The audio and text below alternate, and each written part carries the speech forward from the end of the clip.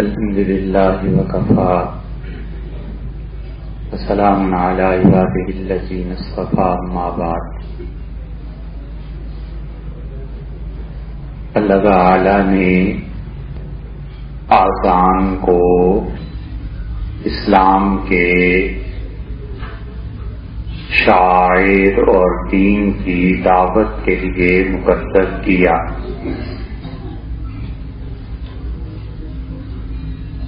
اور ہر مسلمان کا زندگی میں بنیادی فریضہ یہ ہے کہ وہ لوگوں کو اللہ کے دین کی طرف دعوت دے۔ اللہ کے دین کی دعوت اپنے اعمال کے ذریعے ہو، شخصیت کی تشکیل کے ذریعے ہو، لکھنے کے ذریعے ہو، فتوے کے ذریعے ہو، یا کسی بھی جماعت میں شرکت جو اللہ کے دین کی طرف بلائے، یہ ساری صورتیں اس میں سہولت ہے کہ کسی چیز کو بھی اختیار کرے مگر اللہ کی طرف بلائے۔ اللہ تعالی نے اسی لیے ارشاد فرمایا کہ وَمَنْ أَحْسَنُ قَوْلًا، اور اس سے اچھی بات کس شخص کی ہو سکتی ہے، مِمَّنْ دَعَا إِلَى اللَّهِ، جو اللہ کی طرف دعوت دیتا ہے اور لوگوں میں اچھی بات کو پھیلاتا ہے، وَعَمِلَ صَالِحًا، اور خود بھی نیکی کے کام کرتا ہے، وَقَالَ إِنَّنِي مِنَ الْمُسْلِمِينَ، اور اسے اس بات پر فخر ہے کہ وہ مسلمان ہے۔ یعنی کسی موقع پر بھی اسلام کے متعلق اس کا رویہ معذرت خواہانہ اور شرمندگی کا نہیں ہوتا کہ جس دین پہ عمل کر رہا ہوں یہ کوئی شرم کی بات ہے۔ اس لیے بنیادی طور پر یہ آذان جس نماز اور دین کی طرف دعوت دیتی ہے، اس کی دعا میں آپ دیکھیں حضور صلی اللہ علیہ وسلم نے فرمایا وَالصَّلَاةِ الْقَائِمَةِ اللہم رب هذه الدعوت التامہ، اے پروردگار یہ پوری دعوت سر سے پاؤں تک پورے کپڑے، مثلا ایک آدمی نے شلوار پہن لی تو آدھا لباس ہوا، قمیص بھی پہن لی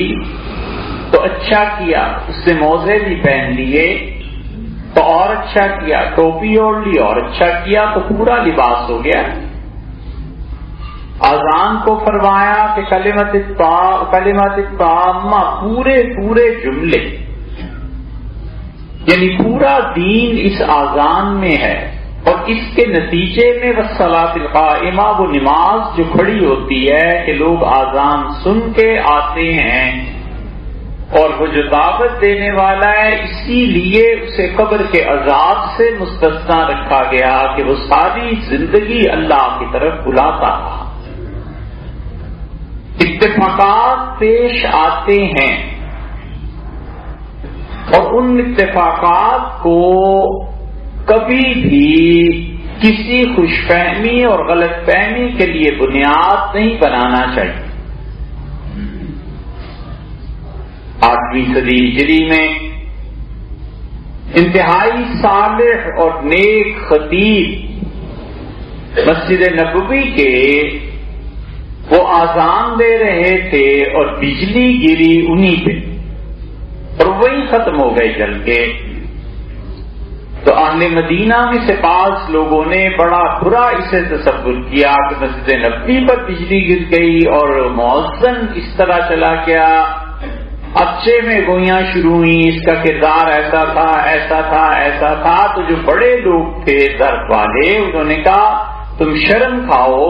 کہ وہ لوگوں کو اللہ کے دین کی طرف بلا رہا تھا اور اس میں حضور صلی اللہ علیہ وسلم نے فرمایا تھا والحریق، اور جو کوئی آدمی جل کر مر جائے وہ بھی قبر کے عذاب سے مستثنا ہے، تو یہ آدمی جل کے بیچارہ شہید ہو گیا اور تم اس کے کردار پہ بحث کرتے۔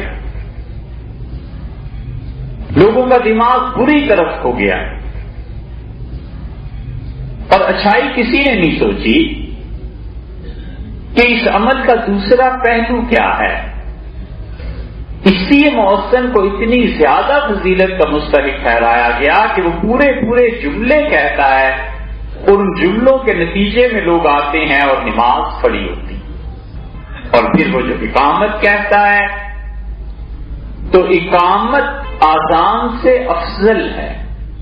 اقامت میں زیادہ ثواب ہے آذان سے۔ اور رسول اللہ صلی اللہ علیہ وسلم نے فرمایا کہ تمہیں اگر پتہ چل جاتا کہ پہلی صف میں اور اقامت میں کتنا ثواب ہے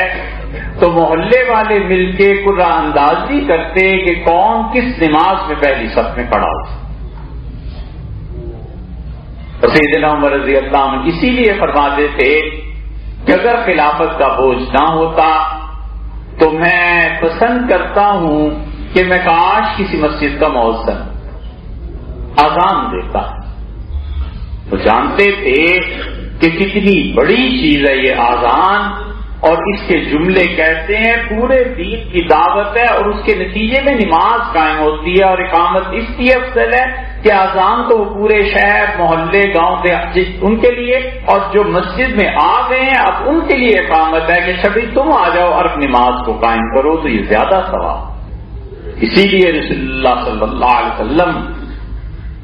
جب آذان اور مؤذن کی اقامت سے یہ بات سنتے تھے کہ وہ کہتا تھا کہ قد قامت الصلاۃ، نماز قائم ہو گئی، تو رسول اللہ صلی اللہ علیہ وسلم فرماتے تھے اقام اللہ و ادامہا، اللہ اسے ہمیشہ قائم رکھے اور اللہ اس اقامت اس نماز کو تا قیامت اس دنیا میں باقی رہنے دے۔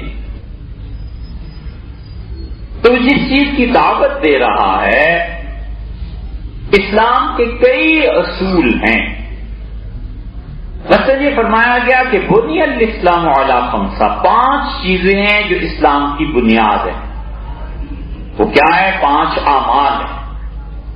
اچھا، ان 5 اعمال میں کوئی اخلاقیات نہیں، ایک عقیدہ ہے، نماز، روزہ، رمضان، نماز، زکوٰۃ، رمضان، حج چاہیے، اور ایک ہو گئی عقیدے کی بات آ گئی، کلمہ شہادت۔ ایک اور طرح سے اسے بیان کیا گیا کہ اسلام سارے کا سارا 3 اصولوں پر مبنی ہے، توحید، رسالت اور آخرت، اور قرآن پورا اسی دعوت کے موضوع پر بھرا ہوا ہے کہ اللہ کی توحید اور انبیاء علیہ السلام کی رسالت اور ان کے ماننے نہ ماننے کے نتائج اور آخرت۔ اور اہل علم نے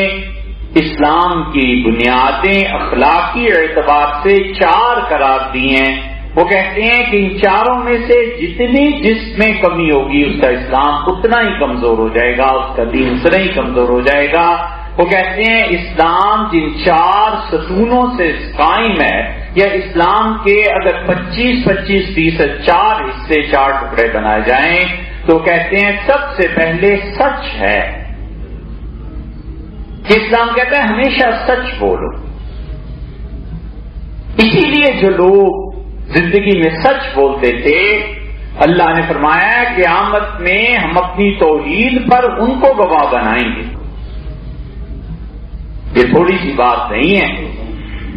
اللہ بچائے کسی پہ مقدمہ ہو جائے اور وہ سوچتا ہے کہ میں اپنا گواہ کس کو پیش کروں، اور وہ گواہ کے پاس جاتا ہے اور کہتا ہے سرکار عدالت میں پیشی ہے، میری گواہی دے دیں گے۔ آپ سوچیں جس پہ یہ بات گزری ہو کتنا دل سے ممنون ہوتا ہے کہ میری خاطر وقت نکالا، گئے، گواہی دی، میری برات کا اظہار کیا۔ اللہ سچے لوگوں کے متعلق کہتا ہے فلیسأل، اور اللہ کیا پوچھے جائیں گے جو لوگ اس پہ گواہیاں، اور وہ جو لوگ آئیں گے صادقین، وہ لوگ جو سچ بولتے تھے، اللہ کہے گا ان سے پوچھو مشرکو، میں ایک تھا یا میں نے کسی کو شریک ٹھہرایا تھا، یہ سچے تھے، تو سچے لوگ ان کی گواہی قیامت میں اللہ کی توحید پہ دلوائے۔ اسی لیے حضور صلی اللہ علیہ وسلم فرماتے ہیں کہ اللہ کے عرش کے سائے میں رہیں گے صدیق، اور آپ نے فرمایا میرے ساتھ رہیں گے صدیق، اور بہت زیادہ اس لیے کہ سچائی 25% ہے اسلام کا،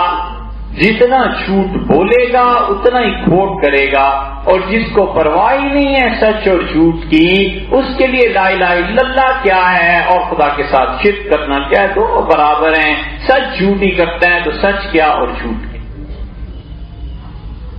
اس آذان میں یہ شہادت ہے،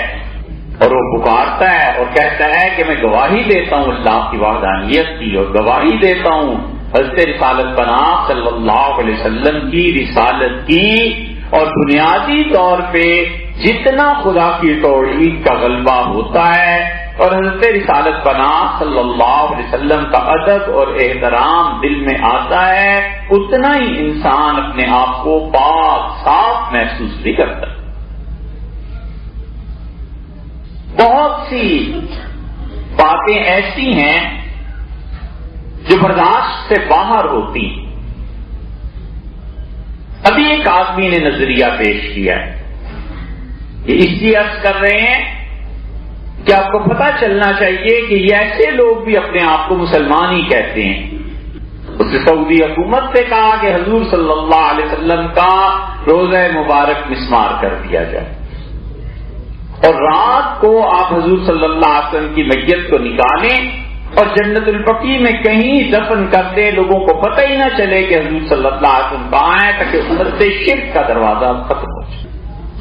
اور اس پہ حکومت نے کہا کہ ہاں ہمارے پاس ایسی تجویز آئی تھی، ہم نے اس سے کہا رد کر دیا، اسے رد کر دیا، یہ اسے بلا کے سزا دینی چاہیے تھی کہ تمہاری ہمت کیسے ہوئی کہ حضرت رسالت پناہ صلی اللہ علیہ وسلم کے متعلق ایسی بات سوچو، لکھو اور لوگوں میں بیان کرو۔ جو کام یہودی کسی زمانے میں کرتے تھے، یہ اب اپنے آپ کو مسلمان اور عالم دین اور یونیورسٹی کے پروفیسر اور اسلام پڑھانے والے یوں حضور صلی اللہ علیہ وسلم کی عظمت اور احترام کم کرنے پہ لگے ہوئے ہیں کہ دل سے ان کی محبت نکلے۔ ولیعذ باللہ، حضور صلی اللہ علیہ وسلم کی محبت نہ رہے تو دین ہی کیا باقی رہ جاتا ہے؟ دین سارا انہی کی زبان کا تو نام ہے، انہی کا احسان ہے انہوں نے خدا کی توحید سکھائی، انہی کا احسان ہے انہوں نے اللہ کی راہ سکھائی، ان کا یہ احسان ہے کہ انہوں نے نماز سکھائی، ان کا یہ احسان ہے کہ ان کی وجہ سے آخرت کی زندگی بنی۔ اگر اس ہستی کا احترام ختم ہو جائے اور دلوں سے اٹھ جائے اور ایسی بھیانک چیزیں خود مسلمان حرمین شریفین میں کہنے لگیں تو پھر باقی اللہ ہی حافظ۔ علامہ اقبال نے اسی لیے فرمایا تھا جو کفر از کعبہ برخیزد کجا مانت مسلمانی، اگر کفر کعبۃ اللہ سے نکلنا شروع ہو جائے تو پھر اسلام کہاں رہا۔ سوچنا چاہیے جو ارباب اختیار ہیں کہ کتنی دل دکھانے کی بات ہے، اور بات کریں تو پھر فرقہ واریت، یار یہ بھی کوئی بات ہے کہ حضور صلی اللہ علیہ وسلم کی میت کو راتوں رات نکال کے پھینک دو کہیں پہ اور دفن کر دو کہیں اور، پتہ ہی نہ چلے کہ وہ کہاں نہیں۔ یہ فرقہ واریت ہے کہ یہ اس سے تو مر جانا پھر بہتر۔ حضور صلی اللہ علیہ وسلم نے سچ سکھایا، انہوں نے بتایا کہ سچائی پہ قائم رہنا ہے۔ اللہ کہتا ہے کہ قیامت کے دن میں لوگوں کو گواہ بناؤں گا جو سچ بولتے تھے۔ منافق آدمی کا کیا سچ جھوٹ جو مرضی کرتا ہے، اور آذان اس میں سچائی ہے پوری۔ اللہ اکبر سے لے کے لا الہ الا اللہ تک وہ مؤذن سچائی کی طرف دعوت دیتا ہے۔ یہ اسلام کا چوتھا حصہ ہے، اور وہ کہتے ہیں اسلام کا دوسرا 25% علم ہے، پڑھائی ہے، تعلیم ہے۔ اور اگر کسی انسان کے پاس تعلیم نہیں بھی ہے اور وہ آدمی سچا ہے تو بالکل ٹھیک ہے، ان پڑھ ہے لیکن سچ بولتا ہے تو معاشرے میں کسی کا نقصان نہیں پڑھا لکھا کسی وجہ سے، لیکن اخلاق کی اس میں یہ خوبی ہے کہ وہ آدمی سچائی کے ساتھ جیتا ہے تو اس آدمی کو سچائی پہ عمل کرنا، سچی بات کہنا اس پڑھے لکھے سے بہتر ہے جو جھوٹ بول۔ تو شریعت نے لوگوں کو سب سے پہلے سکھایا کہ سچ بولو، اور سچ کے بعد انہوں نے کہا کہ عمل کرو اور علم حاصل کرو، اور سچائی اور علم کے بعد تیسری چیز اسلام جس پہ کھڑا ہے یا اسلام کا حصہ ہے وہ انصاف ہے، کہ اس علم کے نتیجے میں انصاف قائم ہونا چاہیے۔ مؤذن جو اذان دیتا ہے وہ علم کی بات کرتا ہے، اللہ کی توحید بہت بڑا علم ہے، سچی شہادت دینا بہت بڑا انصاف ہے، نماز کی طرف دعوت دینا، لوگوں کو بلانا، یہ بڑے علم کی بات ہے کہ اس انسان نے نماز کی طرف لوگوں کو بلایا اور اللہ کی توحید بیان کی۔ تو اس لیے سچائی، علم اور انصاف ایسا معاشرے میں قائم ہو جائے کہ آدمی اپنی ذات سے لے کر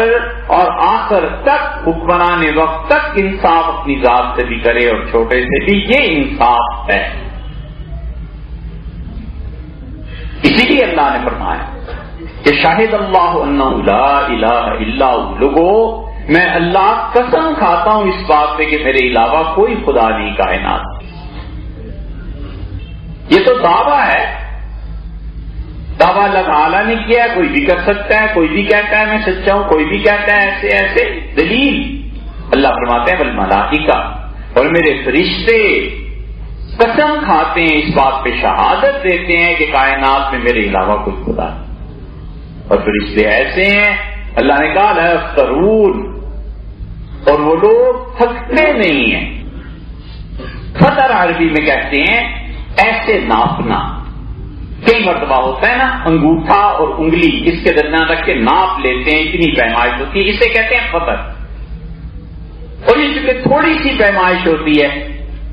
اسی سے یہ لفظ آگے بنا ہے۔ اور اللہ نے کہا لا یفترون، وہ فرشتے اتنا سا بھی نہیں تھکتے، ذرہ برابر نہیں تھکتے، وہ دن رات تیری عبادت میں مصروف ہیں، نہ کھانا نہ پینا، بس مشینوں کی طرح لگے ہوئے ہیں، اللہ کی عبادت میں مصروف ہیں۔ تو ایک گواہی ہوئی، اچھا بھئی اللہ کے فرشتے، اللہ ہم نے تو نہیں دیکھے، وہ تو ہی جانتا ہے،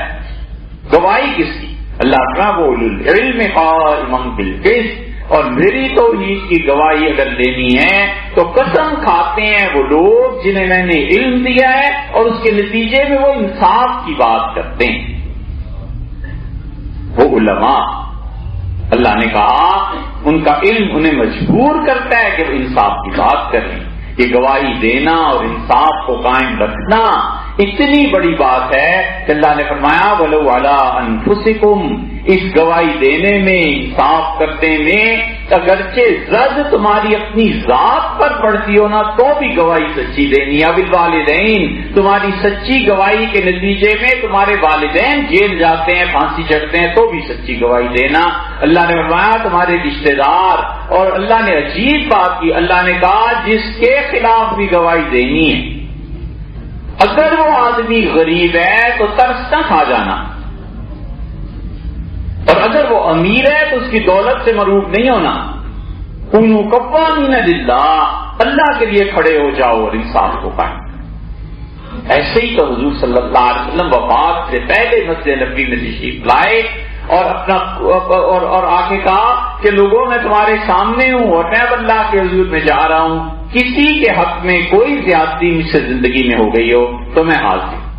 ایک صحابی رضی اللہ عنہ کا اللہ کے رسول آپ نے بدر میں مجھے تیر چبھو دیا تھا تو وہ بدلہ لینا چاہتا ہوں۔ حضور صلی اللہ علیہ وسلم فرمایا آؤ اور لے لو۔ صحابہ کرام رضی اللہ عنہ چپ گم سم بیٹھے ہیں کہ اب کیا ہوگا۔ وہ گئے، آپ نے اپنا تیر پیش کیا اور فرمایا مجھے چبھو لو تاکہ برابر ہو جائے۔ اور پھر انہوں نے کہا اللہ کے رسول اس دن تو میں غریب آدمی تھا، کرتا نہیں تھا جسم پہ، آپ نے اپنا کرتا اٹھا دیا اور آپ نے فرمایا تجھے بولے تیر، اور وہ گئے، انہوں نے تیر پھینک کے لپٹ گئے، رسول صلی اللہ علیہ وسلم جسم کو بوسا دیا اور کہا اللہ کے رسول عرض تو حاضا، مجھے یہی چیز مطلوب تھی کہ جسد مبارک کو کسی طرح چوم لوں۔ اسی لیے اس کے ساتھ رضی اللہ عنہ عمر رضی اللہ عنہ کو منع کیا اور کامل المومنین، یہ جو بار بار آپ کہتے ہیں نا کہ انصاف انصاف انصاف، اور چاہے عمر غلط کرے تو بھی، تو یہ کہہ کے آپ حکمرانوں کی حیثیت لوگوں کے دلوں سے نکال دیں۔ ہر کوئی آدمی اٹھے گا اور اپنے حکمرانوں پہ تنقید کرے گا۔ سیدنا عمر رضی اللہ عنہ نے اسی واقعے کا حوالہ دیا اور کہا تمہیں یاد نہیں ہے رسول اللہ صلی اللہ علیہ وسلم کا کرتا اٹھا دیا تھا؟ چپ ہو گئے سعد رضی اللہ عنہ، پھر نہیں بولے۔ یہ اذان انصاف کی طرف دعوت دیتی ہے، سب سے پہلے سچائی، پھر علم، اور پھر اس کے بعد انصاف، اور چوتھی چیز مناسب حد تک آزادی۔ یہ 4 پلرز ہیں۔ اسلام اس 25% سے مل کے بنتا ہے کہ معاشرے میں مناسب حد تک آزادی دی جائے، بچوں کو آزادی دی جائے، اہلیہ کو آزادی دی جائے، شوہر کو آزادی دی جائے، ماں باپ کو آزادی دی جائے۔ ایسے جبر کا ماحول کہ ادھر وہ بولا نہیں اور ادھر پھانسی کا آرڈر، ادھر بولا نہیں اور ادھر کفر کا، ادھر بولا نہیں اور ادھر مارو، یہ ساری چیزیں اسلام نے نہیں سکھائیں۔ اسلام کہتا ہے ان 4 چیزوں کو جب مکمل کرو گے تو تب جا کر اللہ کا دین بنے گا، اور مؤذن اور آذان ان 4 چیزوں کی جامع ہے۔ وہ علم کی طرف بھی بلاتی ہے، وہ سچائی کی بھی دعوت دیتی ہے، وہ انصاف کی بات بھی کرتا ہے جب اللہ کی شہادت دیتا ہے، اور چوتھی چیز مناسب آزادی کہ وہ آزادی سے اپنی آواز کو بلند کرتا ہے کہ لوگوں آؤ اور اللہ کے دین کی طرف، نماز کی طرف۔ یہ ہے آذان جو سارے اسلام کا نتیجہ اور خلاصہ ہے۔ اسی لیے فقہا کہتے ہیں کہ کہیں اگر لوگ یہ طے کر لیں کہ ہم آذان نہیں دیں گے، نماز پڑھیں گے، تو ان کے خلاف جہاد کیا جائے گا، کیونکہ وہ اللہ کے دین کے شعائر میں سے ایک چیز کو مٹا دیں۔ اللہ تعالیٰ